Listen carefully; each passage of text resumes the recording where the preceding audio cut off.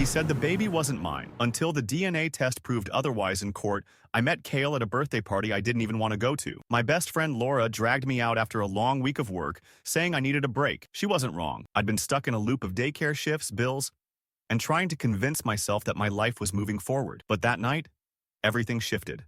He was tall, with an easy confidence that made everyone in the room gravitate toward him. I noticed how people laughed harder when he joined their circle.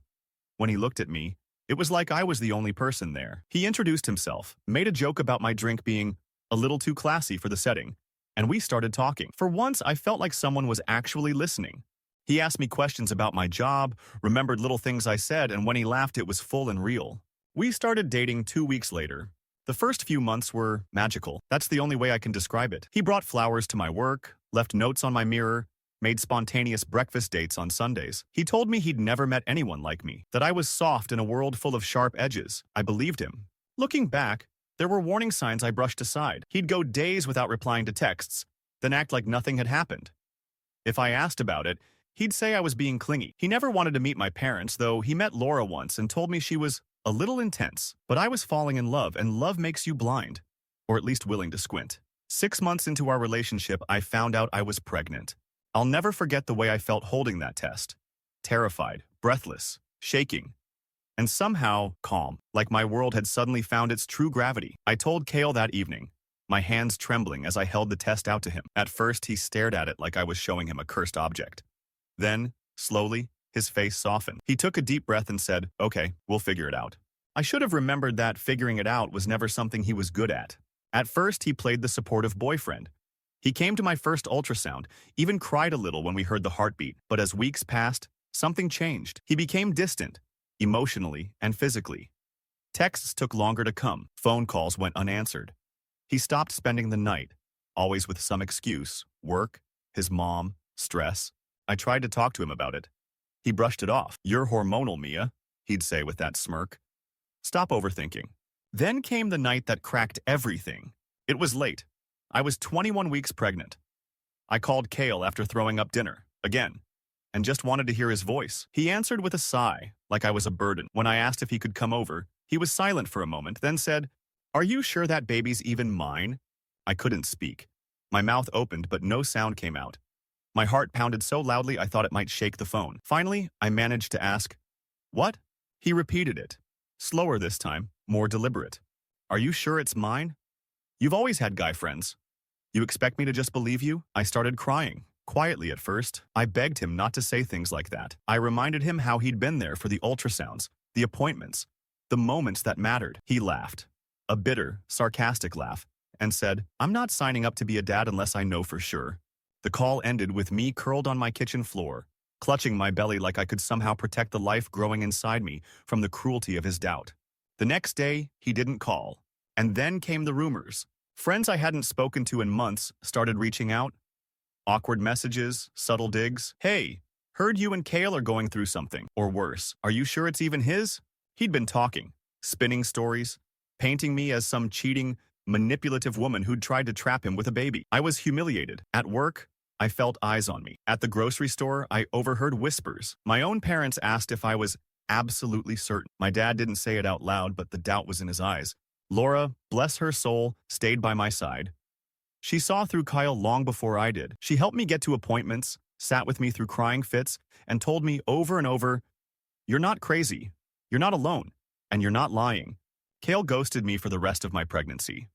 No calls, no support, not a single message to ask how I was. I sent him a photo of the nursery I'd set up, hoping it would spark something. Guilt, maybe? He never replied. When I was 8 months pregnant, I received a formal letter. Kale had hired a lawyer. He was filing paperwork to deny paternity and asked the court to relieve him of any future child support obligations. I couldn't believe it.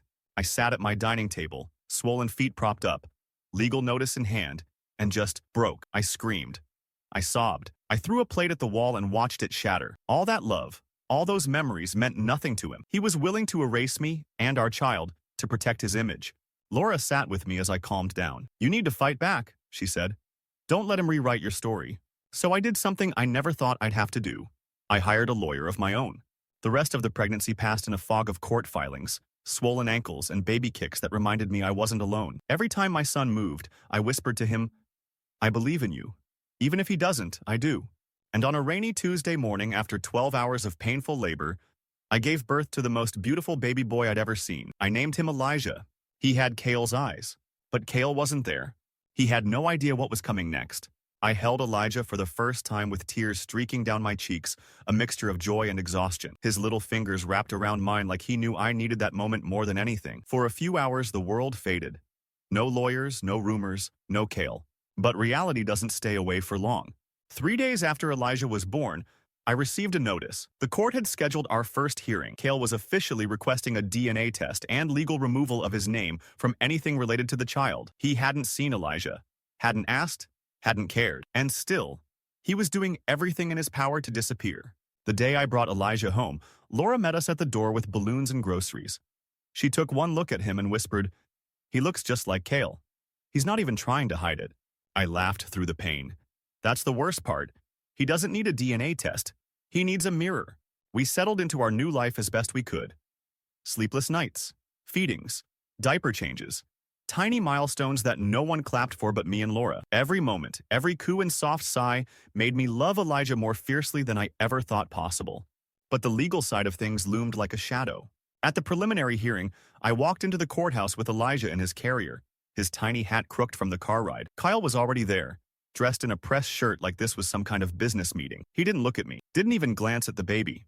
His lawyer was a woman in her 40s who barely acknowledged me before diving into her paperwork. My lawyer, Ben, was calm and collected. "Let them play their game," he said. "The truth always comes out." Kale swore under oath that he believed I had cheated on him. He told the judge we had never been exclusive, that I saw other men, that he had reason to doubt. I stared at him from across the room, mouth dry, heartbeat pulsing in my ears. He lied without flinching. When the judge asked if he had any proof, his lawyer claimed they had texts, suggestive conversations with unnamed male friends. I knew what they were talking about. I once texted a childhood friend about baby name ideas. I sent him a meme. That was their evidence. The judge remained neutral. "We'll proceed with the DNA test," she said. "Once we have results, we'll reconvene." Back in the car, I couldn't hold back the tears. Not because of the test. I knew the truth. But because of the humiliation. I was tired of defending myself for loving the wrong man. Tired of being the villain in his little redemption arc. 3 weeks later, the results came in. Ben called me with the tone of someone who knew they were delivering long overdue justice. "You ready for this?" he asked. I nodded, even though he couldn't see me. "Tell me." 99.99% match. Elijah is Kale's son. I didn't cry. I laughed. It came out in one loud burst, almost hysterical. And Elijah, in his bouncer, looked up at me with wide eyes like he was in on the joke. I thought Kale would drop everything after that. Maybe apologize. Maybe ask to meet his son. But no. He doubled down. At the next court appearance, Kale showed up with an entirely new argument. He claimed the test had been compromised, that I had connections at the lab. His lawyer presented no evidence, just implications. She demanded a retest at a private facility of their choosing. Ben didn't even blink. "Fine," he said. "Let them pay for it. And let's subpoena their communications too, since they're making baseless accusations." That shut them up. We waited another 3 weeks for the second test. During that time, Kale posted a photo of himself on Instagram, champagne in hand, with the caption, "Dodged a bullet." Laura saw it first. She was shaking when she showed it to me. "He's mocking you. Mocking Elijah." I wanted to scream. Instead, I printed the post and added it to our case file. The day the second test confirmed what we already knew, I finally let myself cry. Not tears of defeat this time, but of release, of rage leaving my body, of power coming back into my hands. Kale still hadn't asked to see Elijah, still hadn't said a word to me in person. He didn't even look up in court when the judge read the results aloud and said firmly, "Kale Thompson, you are the biological father of Elijah Marie Hart." For the first time, I saw something in his face shift, just for a second. Not guilt, not regret, fear, like he realized he had run out of rope. The judge set a date for a hearing on custody and child support. Kale's lawyer asked for shared custody. I nearly laughed out loud. He'd never held Elijah. Never once asked if he was okay. Ben stood up, calm as ever. "Your Honor, the mother has raised this child entirely alone. The father has not only denied paternity, but actively tried to avoid responsibility. We're requesting full custody with supervised visitation at the court's discretion, if and when the father actually expresses interest in being present." The judge looked at Kale. "Do you intend to be involved in your son's life, Mr. Thompson?" Kale's lips tightened. He looked down. "I don't know." My chest caved in. Not for me, but for Elijah. Because one day my son would ask about his father and I'd have to tell him this. The judge nodded slowly, jotting something down. We'll make a final ruling at the next hearing. And with that, she adjourned. Outside the courtroom, I walked to my car with Elijah sleeping in his carrier. Kyle passed me without a glance. Not one, not even a glance. Laura was waiting by my car, arms crossed. He's a coward. I nodded. He is. But inside, I wasn't crushed anymore. I was getting stronger, and this fight, it wasn't over. It was just beginning. In the weeks leading up to the final custody hearing, my world revolved around building a life Elijah could feel safe in. Not just physically, not just a roof or clean clothes or bottles lined up on the counter, but emotionally. I wanted his first year of life to be full of warmth, of stories and laughter, even if it was just me reading him books at 3 a.m. while he blinked sleepily at the pages. Cale, meanwhile, remained silent. No calls, no letters, no visits. Not once did he reach out to ask how Elijah was doing. Not after 2 DNA tests. Not after court confirmed what we all knew. Nothing. It was like Elijah didn't exist. But people were still watching. One of Cale's cousins messaged me out of nowhere. She said she was sorry, said her family knew Cale was lying the whole time, but no one wanted to get involved. He's always been like this, she wrote. Acts charming, then runs when things get hard. He told us you were trying to pin a kid on him. Now he's embarrassed. I didn't even reply. What could I say? That embarrassment was a luxury I hadn't had in months?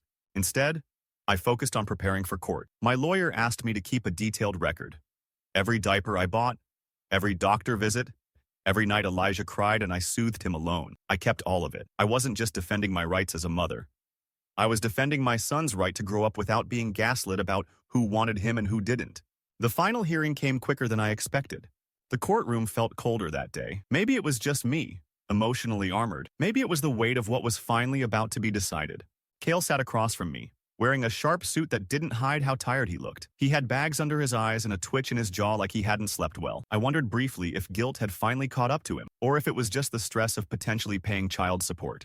Ben started strong. He laid out everything with calm precision. The absence, the denial, the lies, the social media mockery. Then he submitted photos, screenshots of Cale's dodged a bullet post, the texts where Cale told his friends I was trapping him, and our logs of every attempt he made to avoid involvement. Cale's lawyer tried to pivot. She argued he had a right to change his mind, that maybe he had doubted Elijah's paternity, but now he wanted to be involved. That shared custody would give him time to bond. The judge didn't look convinced. She asked Cale directly, "Have you seen your son since his birth?" "No," he said. "But that wasn't my choice." The judge raised an eyebrow. "You never once requested visitation. You've had legal avenues. You've had time." Cale fumbled. "I didn't want to confuse him, or Mia." The judge didn't speak for a moment. Then she said quietly, "He's an infant, Mr. Thompson. He's not confused. He's just not known you at all." Silence stretched thick and uncomfortable. Ben stood again. "Your Honor, Mia Hart has not only raised this child alone, but done so while enduring public humiliation, character defamation, and complete abandonment. She has no intent to block the father from involvement, if and when he chooses to grow up. But the child's stability matters more than hypotheticals." The judge nodded. She looked at Cale. "This is not about punishing you," she said. "It's about protecting a child from instability and emotional harm. You have made it clear through your actions that you were not ready to be a parent. That may change, but for now, I'm granting Mia Hart full legal and physical custody. Visitation will be supervised and contingent on a formal request and demonstrated interest in the child's well-being." Cale's lawyer didn't even protest. She just nodded and gathered her papers. And just like that, it was over. I walked out of the courthouse with Elijah cradled against my chest. I had brought him this time, intentionally. He wore a tiny navy blue sweater and gripped one of my fingers tightly the whole time. Cale passed us in the hallway. He looked at Elijah for the first time. And I swear, for a split second, his face softened, like some dormant part of him was waking up. His eyes landed on Elijah's, and something flickered, not deep enough to be remorse, but maybe awareness. He opened his mouth, then closed it, and walked away. He never said a word. Outside, Laura was waiting with the car. When I got in, she turned to me and said, "You did it." I nodded, but I didn't feel victorious. Not exactly. Because in the back of my mind, I knew what was coming next. The gossip would return, the social media whispers, the pitying looks. The people who would say, maybe he just wasn't ready, like that excused months of betrayal, like parenthood was optional when it came to responsibility. But I also knew something else. That night, I sat on the floor beside Elijah's crib. He was asleep, soft breaths rising and falling under a little elephant blanket. I leaned over and whispered, "You are not a burden. You are not a mistake. You are the best thing I've ever done." And I meant every word. The weeks after the final hearing were quiet in a way I hadn't experienced in months. Not peaceful, just quiet, like the silence that comes after a storm, where you're left with broken branches, soaked ground, and the heavy weight of everything that just happened. The noise was gone, but the damage was still there. For a while, Cale stayed gone too. He didn't request visitation, didn't challenge the ruling, didn't even message me. I kept waiting for some last burst of drama. A petty post, a text meant to bait me. But nothing came. It should have felt like relief. Instead, it felt like he had erased Elijah. Some days, I caught myself staring at my son and wondering how Cale could turn his back so completely. Elijah was growing fast. He smiled every time I entered the room, tried to talk in gurgles, and reached for my hair with tiny fists. His laugh was the kind that made your whole body exhale. How could anyone not want to know this child? I tried not to dwell on it, but the questions crept in, especially late at night when Elijah was asleep, and I sat alone on the couch scrolling past happy families and "my husband built this crib" posts. I didn't envy their perfection. I envied their simplicity, their absence of doubt. Sometimes I wondered if Cale ever thought about him. Did he feel a twinge of guilt when he saw babies in the store? Did his stomach turn when someone mentioned my name? Or had he moved on completely? That question was answered one Sunday morning when Laura burst through my door, phone in hand, eyes wide. "He posted about you," she said. My chest clenched. "What?" She shoved the phone into my hand. There it was, a photo of Cale, standing next to a woman I'd never seen before.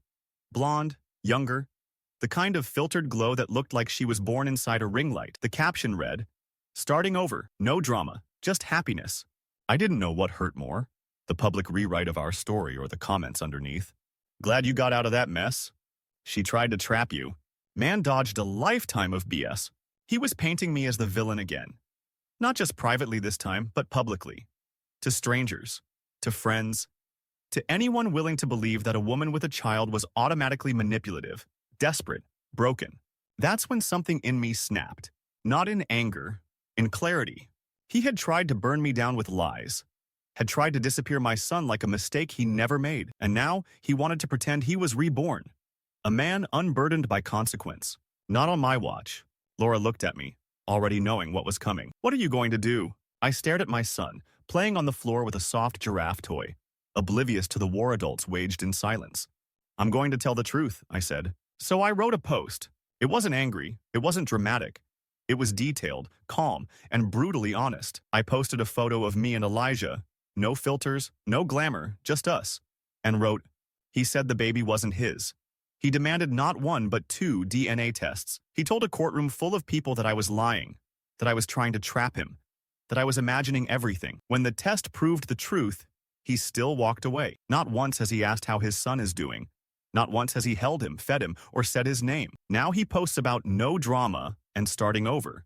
So here's our side, the one he doesn't want you to see. We're not drama. We're just real, and we're doing fine without him." I didn't expect much. Maybe a few likes, a few friends showing support. What I got was a tidal wave. The post went viral within 48 hours. Thousands of likes, hundreds of shares, comments flooded in. Women telling their own stories, people apologizing for believing rumors, even strangers thanking me for saying what they couldn't. I received messages from women who had been silenced in custody battles, women who were gaslit out of their own truth, single moms fighting every day without recognition. The narrative shifted. And Cale? He went silent. His new girlfriend deleted all their photos within a week. Someone forwarded me a screenshot of a comment she'd left on another post. Didn't know the full story. I feel sick. I didn't celebrate. Not in the petty way, but I felt vindicated. One night, a letter arrived. No return address. Inside was a single piece of paper, handwritten. "I'm sorry, I didn't know how to be a father. I panicked. I said horrible things. You didn't deserve it, neither did he." No signature. Just that. I stared at it for a long time. My fingers trembled slightly as I folded it and slid it into a drawer. I wasn't ready to believe him, but part of me hoped, not for my sake, but Elijah's, that maybe someday Cale would try, really try. Until then, we moved forward. I started documenting Elijah's life, not in curated posts, but in a private journal. His first steps, his favorite song, He clapped every time Twinkle Twinkle played. I wanted a record. I wanted to show him one day that even in the mess, there was joy. Because there really was. Elijah turned 1 in the middle of spring. I remember waking up that morning before the sun rose, holding him in my arms while the birds outside sang, like they knew it was a celebration. His breath was warm on my neck. He'd fallen asleep in my bed again, something I usually tried to avoid, but last night felt different, like I needed him close, like he needed me too. We didn't have a big party, just me, Laura, and a few close friends from work who hadn't abandoned me when things got ugly. I baked a lopsided cake and decorated our tiny apartment with dollar store streamers and balloons that Elijah was far more interested in chewing than looking at. He laughed the entire time, that kind of laugh that bubbles up from a baby's whole body. Like nothing in the world exists but joy. He tried to smash the cake with both hands and ended up smearing it across my shirt instead. Laura caught it all on camera, and I laughed until I cried. But in the quiet hours after everyone left and Elijah was down for a nap, I sat on the couch and stared at my phone. Still no message from Kale. No birthday wish, no gift, no call. Just silence.